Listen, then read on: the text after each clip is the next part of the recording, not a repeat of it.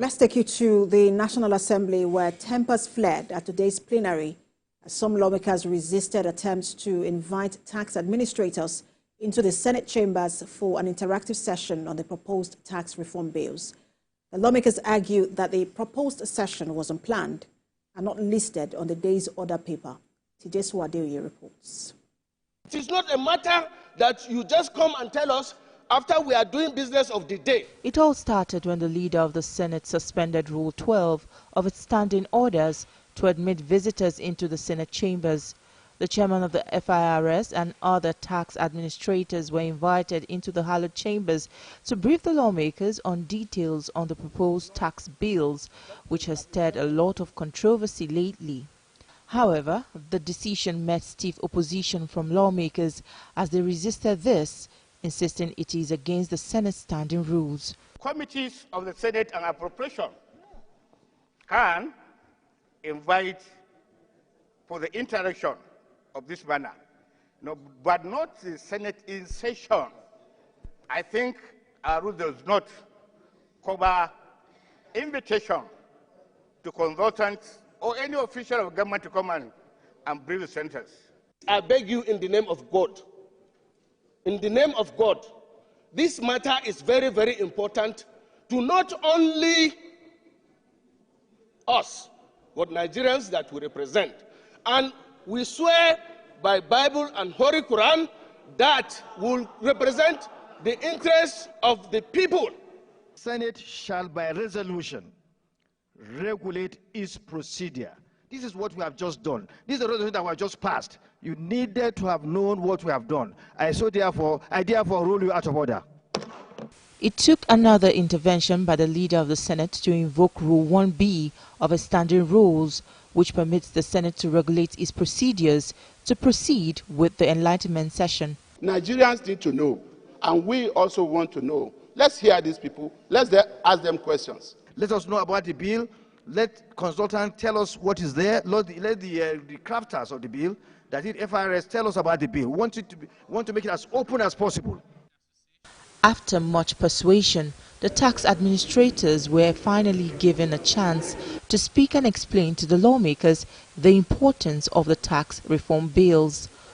Of course, we do not want to tax seed. We will wait and tax the fruits when people have invested and they are making prosperity. Ensure sustainable revenue generation and lay the foundation for a robust, inclusive economy. The session will continue at the next legislative sitting, when the lawmakers would have evaluated all facts and figures put before them, highlighting areas of concern that need clarification and further legislative action. TVC News, Abuja. And joining me on the news at 10 is the West Africa tax leader for Deloitte and a member of the Tax Reform Committee, Yomi Olugbero. Good to have you join us. Good evening. Good to be on your show. Good evening. So, I mean, today was just another day in the history, or in the life, rather, of this tax reform bills. Since its inception and since it was announced, it's been greeted with different reactions, some criticism, some skepticism.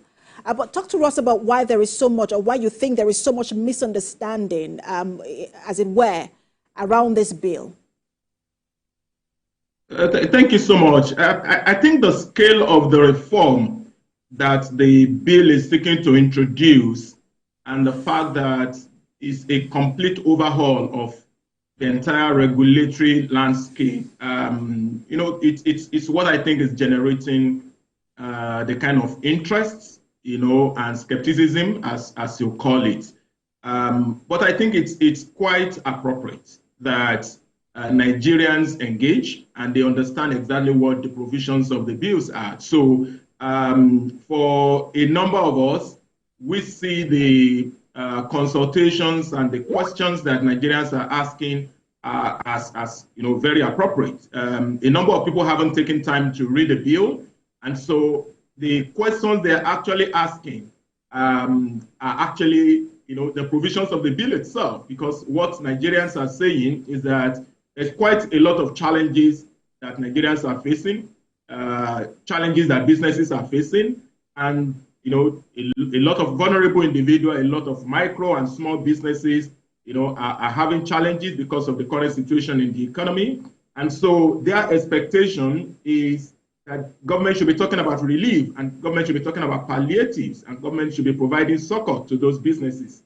Now, but unknown to them, every time you hear the word tax, what comes to your mind is that government wants to come and collect more money. But it's the exact opposite of what this bill is seeking to do. For small and micro businesses, it's exemption and relief and the incentive they are looking for. For individuals and vulnerable, whether they are in paid employment or they are unemployed and only surviving with, whatever they could find their hands doing. What this bill actually seeks to do is to provide those, waivers and exemptions, be it from income taxes on a personal level, or the taxes that their micro businesses should have been exposed to, or VAT that they're supposed to pay on transaction and essential consumption. So in a nutshell, the reason for those questions is because people haven't actually taken time to read the bill. But when they get into the details of the bill, they get to know that what they're actually seeking is exactly what this bill had attempted to introduce. So, Mr. Lugbe, I think one of the most controversial parts of this bill has been the derivation model, which has to do with VAT. And we see that it's majorly the governors, especially from the northern region, who have been pushing back on that. And for them, it's more of an issue of equity. And let's say that particular part of the bill doesn't promote equity. I just want you to explain what that derivation model means. Because you and the committee have said that, look, that is majorly misunderstood, and that it is actually the other way around. That's absolutely correct. So VAT, as we currently practice in the country, is collected centrally and it's shared among the tiers of government. 15% go to the federal government, 50% is shared by all of the states of the federation, and then 35% to the local government. Now, the portion that is accruable to the state government and the local government is then allocated, based on certain parameters. Currently, 20% of the total that is due to state is shared based on derivation, and the balance, 50 and 30% respectively, are based on equality and population. Now, but it is indeed the complaint by many of the states that the principle around the derivation hasn't been fair, that actually led to part of the proposal that is contained in this bill. Notably, derivation from a VAT perspective, it's supposed to be where those VAT were generated from, essentially where the goods or services were consumed. But that's not exactly what is currently being done, because the system doesn't permit derivation to be measured in that way. So wherever those VAT returns were filed, that state essentially claims it as the state where those VAT were generated.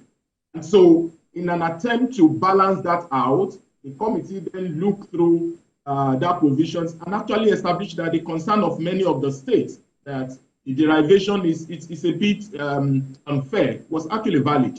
And so the proposal in the bill was exactly to address the complaint by states for a more fairer and equitable system. So just like I said in the first instance, I think quite a lot of people haven't actually become so acquainted with the provisions of the bill. So on the surface level, the key cause of the confusion is the proposal that derivation, the percentage that is shared based on derivation, be increased from 20% to 60%. And they had assumed that the increased percentage, based on derivation, is also going to be shared based on the principle that they have seen to be unfair. But the bill had exactly recommended a different model that was meant to ensure that those concerns were actually addressed, which is the fact that... So, Mr. Lugbe, there is so much to unpack, when it comes to this bill, and I just really wish I have so much to, we could talk more, especially what it means for households is most important to Nigerians. But I'm sure we will speak to you over and over again as conversations on this bill continue. Thank you so much for your time. The West Africa tax leader for Deloitte and a member of the Tax Reform Committee, Yomi Olugbero.